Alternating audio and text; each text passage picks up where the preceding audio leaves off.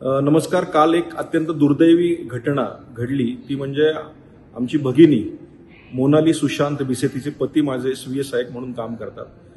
ती प्रेग्नंट असल्यामुळे दीनानाथ हॉस्पिटलला डिलिव्हरीसाठी ऍडमिशनला गेलेली असताना आणि पोटामध्ये कहाणी 2 मुलं होती, जी जुळी होती आणि तिथे तिला 10 लाख रुपये अर्जंट भरा, नाहीतर आम्ही ऍडमिशन देणार नाही असं सांगितलं गेलं. 3 लाख रुपये भरण्याची तयारी असतानाही त्या ठिकाणी आम्ही ऍडमिशनच देऊ शकत नाही, क्रिटिकल शस्त्रक्रिया आहे असं सांगितलं गेलं आणि ऍडमिशन नाकारलं गेलं.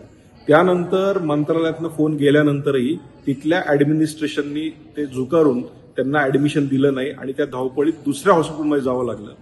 पण त्या दुसऱ्या हॉस्पिटलमध्ये गेल्यानंतर त्या ठिकाणी ट्रीटमेंट मिळाली, त्या ठिकाणी त्यांना 2 जुळ्या मुली झाल्या, पण दुर्दैवी त्या आईचे त्या ठिकाणी मृत्यू झाला.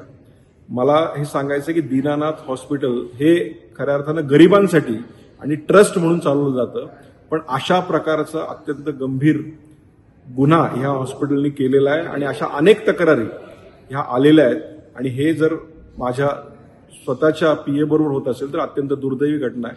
त्यामुळे येणाऱ्या अधिवेशनामध्ये नक्की हा विषय आम्ही मांडणार आहोत आणि याविषयी कडक पावलं नक्कीच माननीय मुख्यमंत्री आणि सर्वांनी उचलावी अशी मी विनंती करणार आहे.